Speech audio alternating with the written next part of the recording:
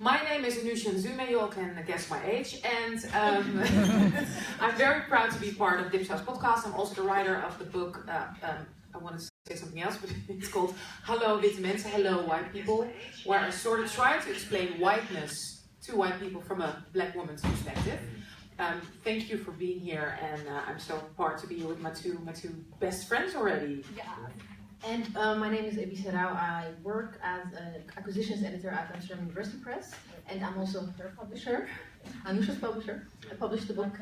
And I'm originally from Ethiopia. I'm Dutch, I'm black, I'm European. And welcome. Welcome. Okay, so as I said, today our guests are Kleaver Cruz and Morgan Parker. We'll be talking about their work. We're going to talk about, their own experience being black, being female, being queer, being a person of the world, being a writer, being a creator. We're also going to be talking, of course, about Beyonce. How can we not? And we are also going to do the first English shout-out and burns with you, and the first English DDDs, which we'll explain later on today. The triple Ds, exactly. But we're going to start now with our first segment, which is the shout-out and burns. And the shout-out and burns are, it's a segment in our podcast where we kind of mention things, or it might be an article or a book or anything that happened in the past week which we want to either uplift or burn. Flush down the toilet. Flush down the toilet. And I will start with my own shout out and burns. I never do, that's why I'm doing it now. Oh, come on! It's true. I think I just came back from the Frankfurt Book Fair yesterday. It's the largest book fair in the world, where it's also very important, especially for publishers and agents. Not necessarily for authors, because it's basically business. We sell and buy rights, and we try to talk to other, other publishers to see what they're doing. And it was really, sorry, I'm always afraid of the mic.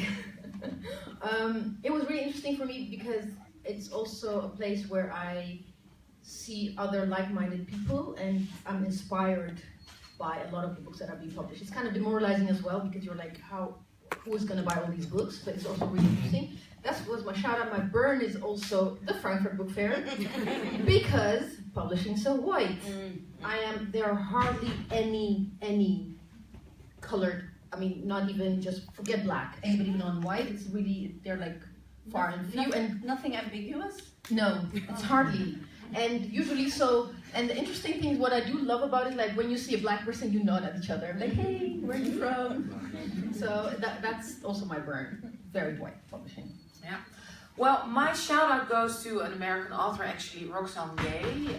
She's an amazing feminist, strong voice. I love her on Twitter. I love her articles. And now her book about her body, it's called Hunger in Dutch, is translated in Dutch. And I already started, and it's coming out soon. I can only say, wow, for every woman, for every person who has struggled like me about their body, with their body, being having a black body, what kind of woman can you be? What context do you place yourself? As Patricia Kaarsnout, black artist who we all very admire, said, as a black woman, your body is always political, wherever you are. I can really already now, after only 10 pages, highly recommend this book. And I'm not too upset about the translation so far. Okay. I usually read in English, but the Dutch translation is pretty good, and I'll give a shout out to her because, I'm feeling very generous today. Her name is Lette Vos, so really beautiful. That's my shout out. My burn is a little more difficult because, I don't know, we all have Netflix, I guess, right? We all watch, and I'm always looking to watch a series or something where there's some kind of representation. Right. I just can't watch series anymore where there's only white people. I can't do it. I try, I can't. It hurts. It hurts too much. Yes. How happy was I that there was a series, it's called Subura. It's an Italian series about the combination of mafia with politics and the Vatican. And there's a black female part in it. So I was like, oh wow, I'm gonna watch it, I'm so excited. But what was so painful is the way she was, not the way she was portrayed. She was a beautiful, strong, Ghanaian Italian woman. But the way she was spoken about, because she worked as a prostitute in the series, and the way, the words, I don't want to repeat the words, because they were so painful and so horrifying. Whereas you can tell that maybe the creators of the series thought, oh, we're being nice because the lead actor, the most gorgeous guy in the whole show, is in love with her. So it's positive. So even if people talk negatively about her, he loves her. So that makes it okay to say these horrible words, use them about her. And it was so painful, and I realized it's such a terrible, double painful position to be in, because I wanted to watch it. I wanted to watch a black, beautiful woman in a series and be a love interest and be, you know, gorgeous and strong. But the pain I had to go through to be able to watch it and enjoy it, and already thinking about the makers, oh, but they meant well. Like, why am I thinking if the makers meant well or not? So, yeah, it doesn't matter. And so that is my burn, because I think it's time that also, you know, Netflix Italy realizes that the words you use definitely affect, and that you can be more creative, I think, in telling the same story. I don't know how you feel about that. Morgan, Kleaver? Yeah, I and Morgan? even is this on? Yeah, it's on.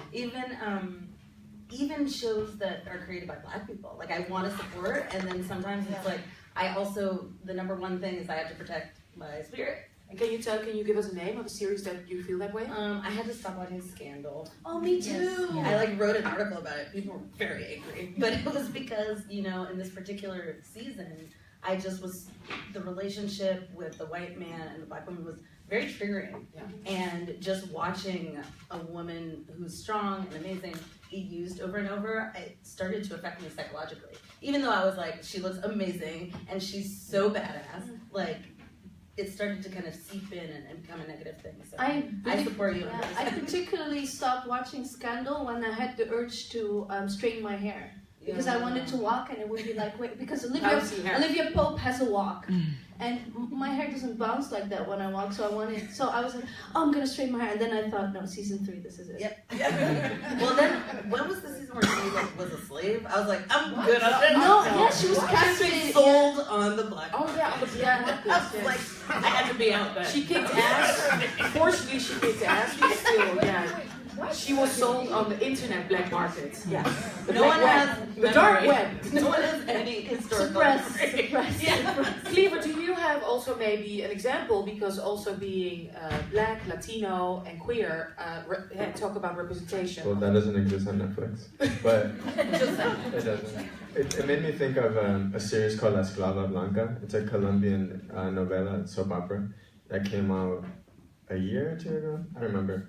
I told myself I was going to watch 1 or 2 episodes because of what you said. This is finally a moment where there's black people speaking in Spanish about their experience, even though it's about slavery in Colombia. I was still willing to watch it. And I told myself I'll only watch 1 or 2 episodes, and I watched all 62. Because I had to see how it was going to end.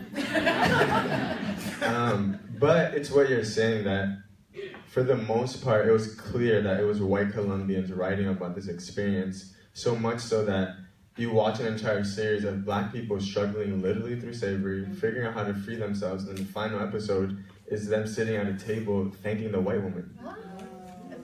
And I'm sitting there like, but y'all are the ones that went through slavery then. Like, how are you thanking her for that effort? But there's a complexity to what you were also saying, that it was powerful to listen and hear black people in Spanish talking about the importance of their liberty and why they were willing to fight for it, and literally seeing like scenes of struggle and fighting that I thought was really important, but all like couched inside of this white Latino lens on whatever this is that really was trying to preach this false multiculturalism where everyone's holding hands at the end of the show instead of actually acknowledging the fucked upness of this history of slavery, and the impact that regionally what it did was hire black Latino actors, not just from Colombia but other countries, and that's how limited the opportunity is. That it's almost an international opportunity when there's a novela or a Spanish-speaking show that is casting black actors. That's not unique to that country. It's an opportunity for any black person that's speaking Spanish or an actor to be able to be cast into the show. Yeah, well, too bad, but we all recognize this. Yes. This experience. Okay, Mariam, your shout out and burns. My shout out is also a book that Ebise was so nice for me to steal. Thank you, baby. I did not steal anything. You did steal it. Borrowed. And you never gave it back. You gave it to me instead. So that's a book of Leila Slimani, who's a Moroccan writer. Oh, I'm of Moroccan descent. And I'd like to think we're in Africa, I think. Sure. You and you alone. Just me, I'm like the only Moroccan African out here. And it's her debut, and it's called The Soft Hand, and it's about that a nanny kills the babies. And it's a book that I took. My sister just had twins, and they're 10 months, and she already has a 3-year-old, so she's going through a lot. And I told her not to read it, and then she said, "Yeah, I read the back, and I cried again." So she's going through a lot through motherhood, and this is really a book where that notion of motherhood is being tested, because I'm actually at the same time going through that. I have my ups and downs when it comes to motherhood, where I cannot wait to get pregnant, and then I think, oh, biological children, why should I do that? And why do I want that? And where does it come from? So I'm challenging that idea constantly. And in this book, it talks about a mother who wants to have a career and gets a nanny. At the same time, she feels guilty because she is away a lot, but at the same time, she loves her children, and she has to remind herself of that. I do think they could, like, the father role could be, more present in this context. But it was really, it was a white man. You're asking for too much. Yeah, I know.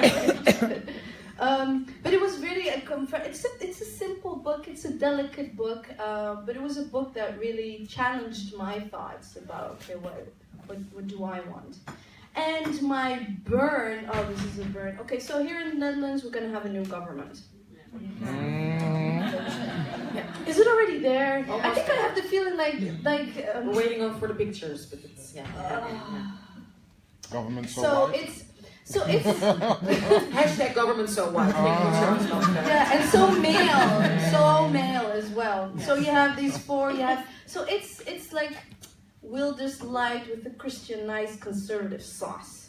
So that's what our dipsaus, but like the white sauce.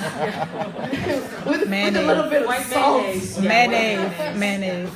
And I work with I think you call, what is a begeleider in English? Counselor? Counselor, yeah. So I work with refugees, and I'm their counselor, is how you say it? Yeah. And the first thing that I read was actually that they're going to cut the huurtoeslag. So that's if you have Rent, so if you have a low income, the government will help you. So they're going to do that just for the new refugees that come here in the Netherlands. And that is something that's really has pressed on me, where I noticed that I don't even want to talk about it with my clients. That I don't want to even bring it up, that something so horrible is going to happen. And at the same time, you feel so hopeless about it. Like, how can this just really just happen? I think I had it kind of little in the US when Trump, like, is it just going to happen? That I have to feel like this. Can we do anything about it? Can this just be done? Can we make a difference between a group of people? No, you're new here, and all these white Dutch people, they're not really they don't like it that we give you we help you. So that's the reason we're gonna cut it. That's why, because they're afraid of the reaction that might come from the public. That's literally what they said. Why they installed this new law. Gonna install it. It's unbelievable. If I may add, I think what people who know the ins and outs are hoping is that if it's like against the constitution, that it can be stopped in the courts, either in the Netherlands or maybe the European, or maybe the European Union. We still have the European Union. Right. We don't know, but it's kind of like, for me, it is kind of demoralizing, because my dad is a refugee, so I do identify as daughter of a refugee, and I haven't been following all the I can't deal with it anymore. And effectively, what they're doing is like they're creating a second-class citizenship, which has consequences for, I think, anybody who's not white will feel very unsafe. And it kind of reminds me of what happened, a Dutch thing in South Africa. I mean, who invented apartheid? Well, the thing is, you're really, like, there's a subtle way of pushing people of color into poverty. There's a subtle way, but this is because they already cut the minimum loan. They already get so little, and this is really my burn, my fear, and really something that has been on my mind for the last week. And I'm the kind of person that I don't have my really emotional peaks, and I'm kind of always kind of stable, But She thinks she is. Yeah. I think I'm a very stable. I think I'm the stable factor of the Dipsaus podcast. Okay, I'd like to take it a few steps back. Okay. But this is something that really hit me, and I fear actually for the worst, and I think it's good to be very, very pessimistic, to be to have no hope at all, and just think, okay, this is gonna go bad. There's no way this is gonna stop, and just actively how do you say? Take action. Take action. Take stance and take action. All together, united. Yes. Okay, the shout out and burns. We're going to talk now to our amazing two guests. Ebise. So, we always like to let our guests introduce themselves, and we have like these 3 questions that we ask. That is, who are you, what do you do, and where does your house live? It's a literal translation of waar woont je huis. It's kind of an inside. It's Dutch Surinamese, and like where lives your house sort of means who are you, where you from? Where you stand. Yeah. Where you stand. Who wants to start? Morgan Parker or Kleaver Cruz? Who wants to start? Morgan? Sure. Who am I? I'm Morgan Parker. I'm a Black American woman who loves Black American women. Black women all over the world. And what do I do? You write? I write books and etc. I also do some editing. And my house is in LA. I'm never in it, but it's there. Literally, I'm pretty sure. And why are you still there? So, take us. Why aren't you living in it? Yeah? Well, I'm here right now. Then I'll be in New York, and I'm all over the world. Spiritually, where my house is right here with y'all. And where was your house? Where was your cradle? Right? Where were you formed? Where did you become Little Morgan? I grew up in California. Yes. Where I also became a lot in New York in my adult life. Yeah, you moved there as a young adult. Mm-hmm. Okay. Kleaver Cruz. I just want to say thank you first. It's really awesome to be a part of this experience. So thank you. Can I throw in some shout outs? Yes, Of course, please. So I want to shout out my mom, Amerikaanse Cruz. I was sitting here thinking about, she's the person that I have a twin brother. When we were 18. Identical twins? Yeah, Walter. When we were 18 or 19. Yeah. So cute. When we were 18 or 19, I think it was for our high school graduation, she took us on a cruise. And we went to the Bahamas and I think the Virgin Islands. But I bring that up to say that was the first experience I had internationally. And I got to see other Black people. And it was because of that experience I'm able to sit here with y'all. So I'm really thankful that she just wanted to congratulate us on accomplishing something like graduating high school. And really what she did was allow me to understand that we exist beyond that border, which is really powerful. So shout out to her. And the second shout out is to all the Black Dutch people that I have met in the last couple of days. I think that there just has to be more platforms for your voices to be heard. As someone who has been able to travel to a lot of other places where Black people exist, it's just important for us to continually be heard in all this multiplicity.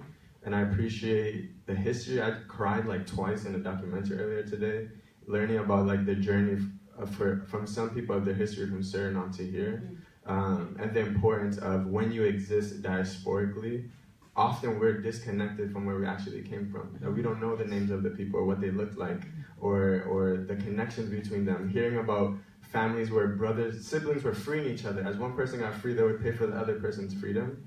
The importance of knowing that.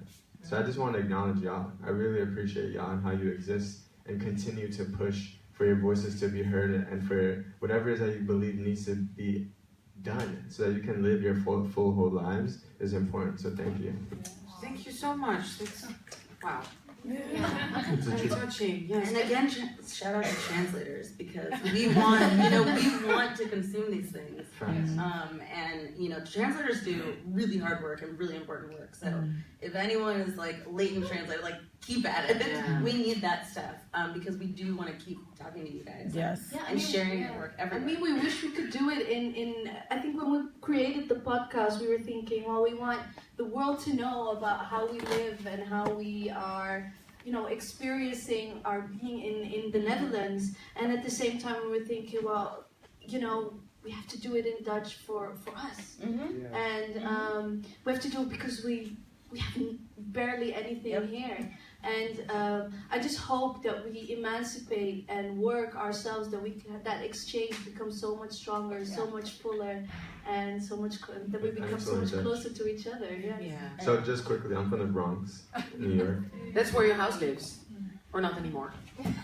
I don't know anymore. I know that home is between people and not physical places. But your cradle, so as a little. I was born in Washington Heights, which is like the epicenter of the Dominican diaspora in the U.S.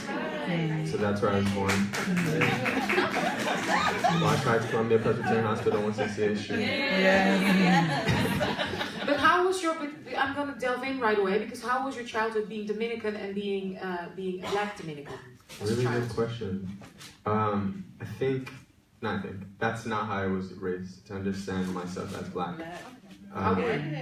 It was very much about, I guess I understood things spectrally, because my family looked like all of us. It was just very spectral.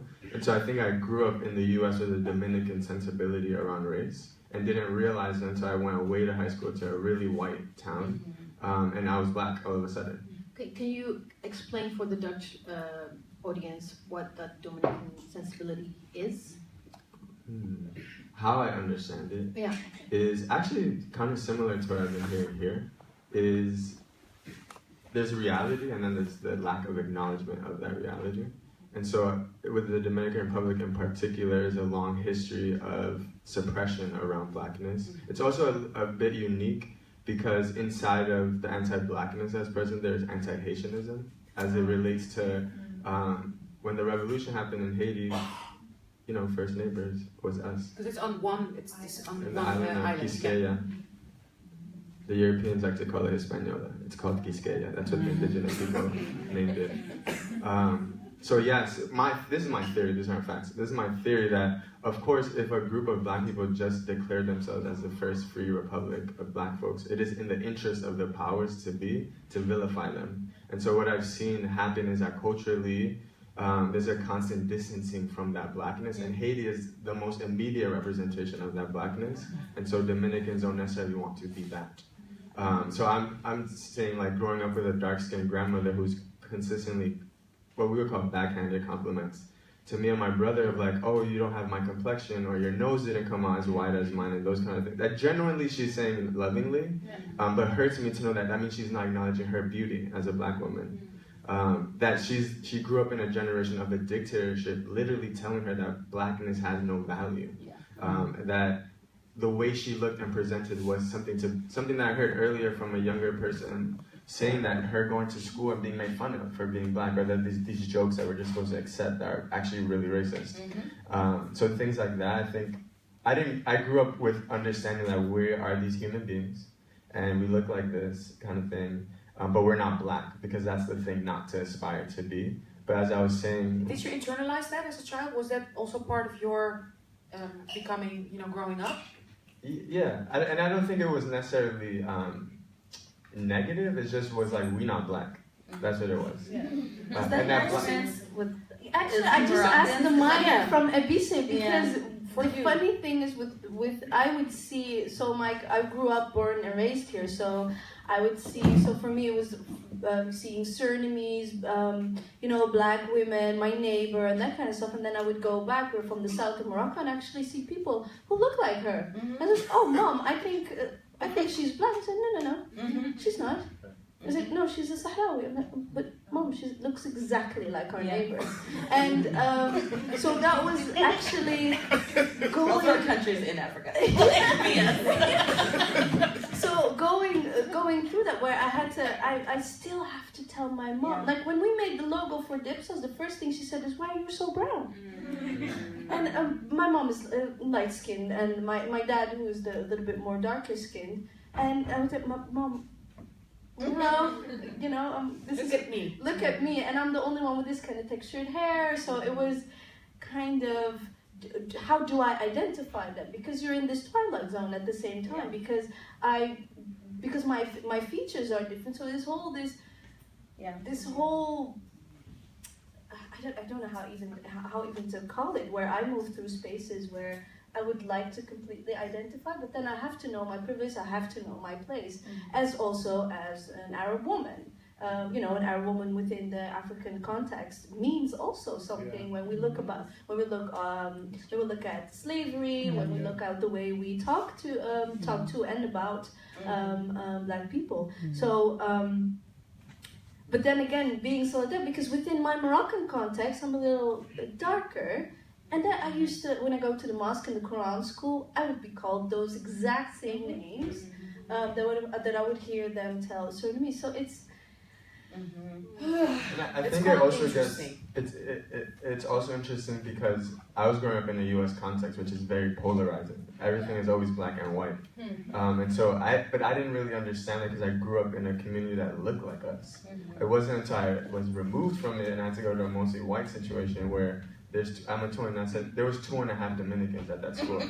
So I represented, me and my brother were the Dominicans at the school. So now we were being seen as black. And that was like very jarring to understand that this is actually how I'm being read in this country and the world, really. Which was a great thing in the long run now that I'm a little bit older, of understanding that however, there's one way you perceive yourself, and there's also a way that you're being perceived. Yeah. And I had to understand what my place was inside of blackness. And like you're saying too, I'm also lighter skinned, right? So understanding what does that mean as I'm moving through a space that even amongst Dominicans, because I'm not dark skinned, I'm being treated a certain way. For in the Dominican black context, you're light skinned. Yeah. You're so lucky that you grew up where you did that. You know, that's the only place where you would be like, yeah, it's cool that I'm, you know what I mean? Because otherwise, you would have been black real quick. Which is true. It's true. But how is that for you? Because you're it was horrible. But you're light skinned. Yeah, but I was in a school with a bunch of white people. So I could have been just like literally a black piece of paper. Just the brown spot in the classroom. Black History Month, everyone like turns in their desk to look at me. And I'm just like, I don't know, guys. But how were you raised? Were you raised because before this? My parents are black, my family's black. And were you raised with a strong black identity, African American identity? Yeah, not super radical or anything like that, but I knew I was black for sure. But there is clearly there's a way in which, and I think it comes a lot from fear. Our kind of parents' generation and thinking about your mother being like, no, that's not us, and you experienced that from your mother. Well, not like we're not black, but like. Because we're black, this is the ways that we're going to behave, and we talk about respectability politics. Yeah, and I don't blame them. My parents grew up really poor in the South, and finally got to a place. So we were supposed to, try to make that work and be happy that we, were living in the suburbs, even though it was super isolating. And it's been interesting as I grow up to talk to my parents about that experience, and how hard it was, and what the pros and cons were. But I also understand Did they pay a high price? Now looking back, your parents, if you discussed with them? Oh yeah, and we still talk about it all the time, because I think that it's important for us both to know what our experiences were, their experience growing up, and wanting to achieve for me and my brother a life that was better than what they had. That was their number one goal. Yeah. But in so doing, things were really complicated for us, and being surrounded by all these white people. And it ended up being a lot of extra work at home in kind of building self-esteem and identity. And luckily, I also am just kind of an intense, I don't know, I kind of took it upon myself. If I were a different kind of person, it could have been a different story. And that's the part that kind of scares me, but it is. I mean, you mean you had to learn to love yourself? I had to, and I still am learning to love myself. Of course, I mean, everywhere I look at an ad or everyone hates black women. That's just what it is. Yeah. You guys know this. Yeah. It's a daily thing of reminding ourselves, and I have to turn to my sisters always, and even talking to y'all and all the Black Dutch women that we've been meeting, it's important because it is universal. No one loves us. You know what? You know what I find? I was thinking about it. I was talking about it with my daughter, who's 14. I have a child with a white Dutch husband. She's light skinned. She identifies as a girl of color. She's treated that way. Yeah. Definitely. Even sometimes worried about the way she dresses. That it's not visible that she's going to a very good school. But I'm proud of her that she dresses the way she wants to dress. But I was thinking about it, and I realized that I'm okay. I'll tell my age. I'm 48, and I came up. Yes, I'm proud of it.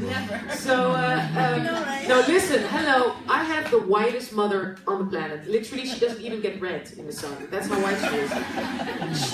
She is 85 and she looks 60. So it's from my mom. These jeans are from mommy, Russian mommy, who's never touched the sun. She's never been in the sun, so that's okay. But anyway, I'm trying to make a very interesting point here. So I was thinking, I was raised in, so I came of age in the 80s, and I swear, of course, I had huge issues, of course, being a black woman growing up in the 80s and trying to love myself. But I had really strong female black role models, in, for instance, body-wise, shape-wise, Salt and Pepper, Nanette Cherry. I don't know, there's people my age who remember Janet Jackson, who were cool, who were, also a Latina girl from, I don't know if you know the Rocksteady Crew. Yeah. And you remember the singer? Hey, you, the Rocksteady Crew, the singer from the I'll show you. So I cut my hair that way, it looked horrible, but I tried. So, who were strong, fierce, and also body-wise more, different. And was more variety. Has it gone? Has it gotten worse now? I don't know. The thing is, for me, to go back a few steps back. I have a different experience of growing up in the Netherlands and also blackness, because I was born and raised in Ethiopia. I was 14 when I came to the Netherlands, and in Ethiopia you don't identify in terms of blackness, but ethnicity, who are your people. Yeah. And when I came to the Netherlands, I did not speak the language, and everybody assumed I was from Suriname, and also that's when I literally became black, and I had no trouble accepting it. It was I know that's how people perceive me, so of course I'm going to accept it. But even we Ethiopians have our issues about identifying as black or not. And colorism. And colorism also within the European context, where Ethiopians tend also have issues with we're not really black. Sure. And everyone trying to just get out of it. The minute a white person appears, we're all black. And that was one family. And that was the first thing that my dad told me: if you're black, get over it. So it was, so I didn't have all these issues of accepting who I am, whether I'm a black person or not. I grew up with people who looked like me from different walks of life, so I didn't really have those issues. And when I came to the Netherlands, I needed to learn the language, so I ended up in a school with 30 nationalities. I didn't have to deal with Dutch society until I went to study. So I really had, in a way, a happy childhood. Yeah. But things started getting weird when I started working, actually. That's when I experienced whiteness in its most violent, in a way. But going back to bodies, because we have this conversation also on the podcast where I'm the millennial, and and I wish I could twerk for a living. So we have this. What's from the water? So at the same time, I also have seen that the changes of bodies that are represented, of course. Now most of what I consume comes from the U.S. And I can also. There's a very different idealistic way of a woman that comes from Morocco. So we used to watch a lot of Moroccan TV once we got the satellite and that kind of stuff. But I do see a little bit, if I just look about for the bodies and that they're different than just one, I do think bodies like Nicki Minaj, Beyonce, have a little bit that, of course, it's very sexual at the same time, because I do know that with Salt and Pepper it was much more like baggy jeans, very different femininity. But I do see that now as well with being differently sexual. Yes. More, no, not aggressor, but not being afraid to Yeah, to move forward. But I do see Princess Nokia doing that as well. Millennial in the house. But my fat belly and my little. usually in our podcast we have I have no idea. so usually amazing. You would love that. Don't know. Usually in our podcast we have all time in the world. Here we're restricted, but since we are at Beyonce, Morgan, we have to ask you. Yeah, Elise, you have the question. You want me to ask it? Okay. Okay. I don't know her. Well, your latest book is called There Are Things More Beautiful Than Beyonce, which of course is not a diss. It's not true. It's not a diss. But speaking of, if we talk about colorism, body shape, blackness, is she really that much of a hero to us black women? Because her last show, her being in the middle as the lightest one, having girls darker than her surrounding her, she the center, the light-skinned queen, blonde-haired queen. Yeah. Is that a role model for us? Yeah, it's a difficult question. I'm shaking while I'm asking it. Is that the right role model for us as black women?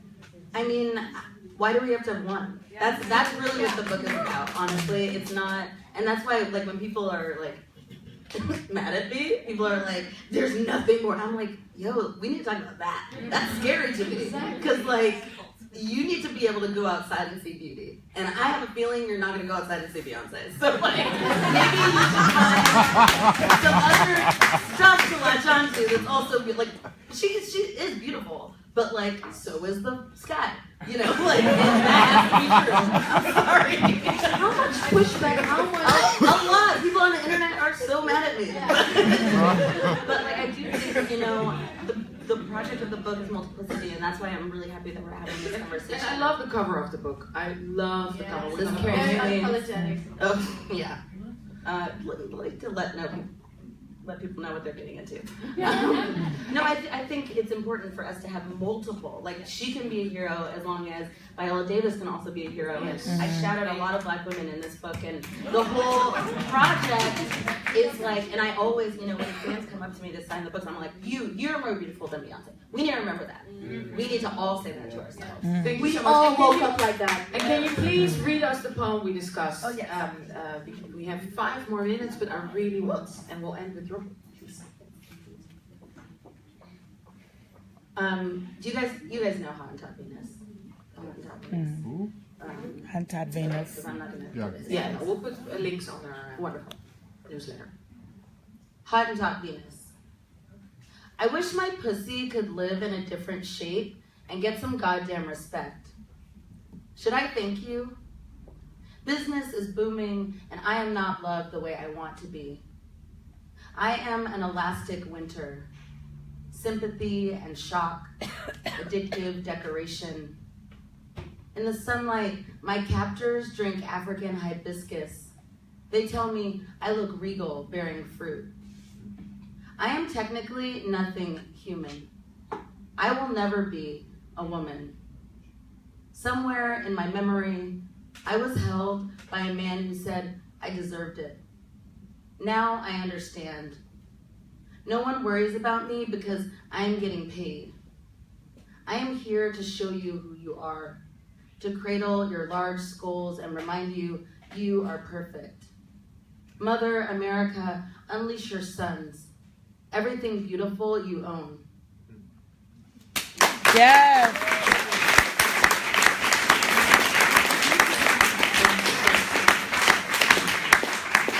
Okay, quickly, we're gonna move to our really favorite segment, and that We is. have 2 minutes because we also want to end with Yes. this. So you have to decide quick. So the triple. Together. Yes. The triple D's. Okay.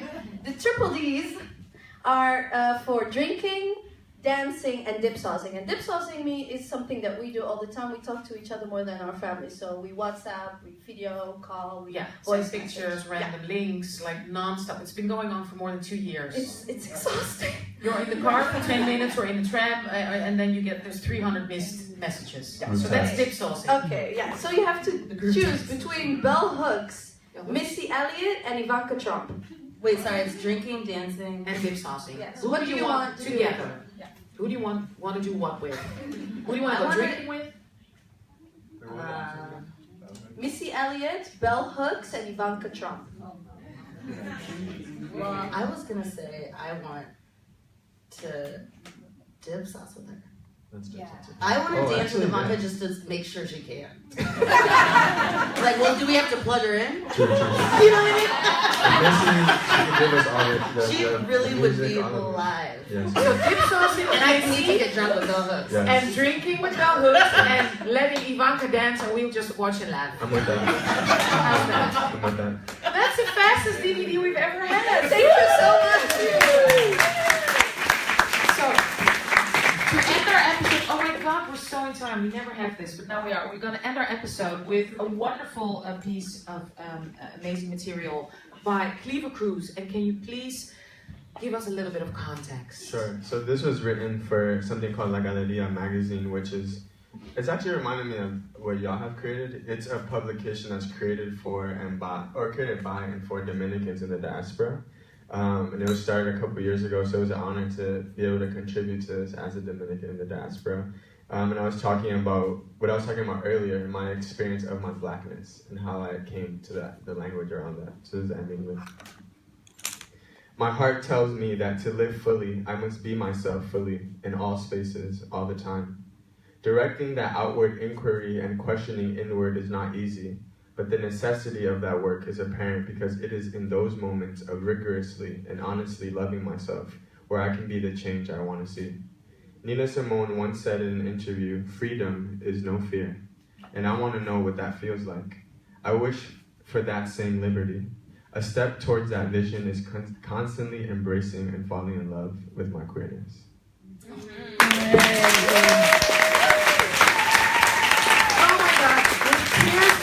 Tears in my eyes, I want to say thanks to our amazing guest, Kleaver Cruz, Morgan Parker. I want to thank my sisters in crime, Elise and Mariam. I want to thank Read My World for giving us this amazing opportunity to do our first live podcast. I want to thank our white technicians. We also want to thank our sponsors, Missouri, SAM, and yeah, well, whatever, all our sponsors. And we want to thank our gorgeous, beautiful, mixed audience. Thank you for being at Dipsaus Live!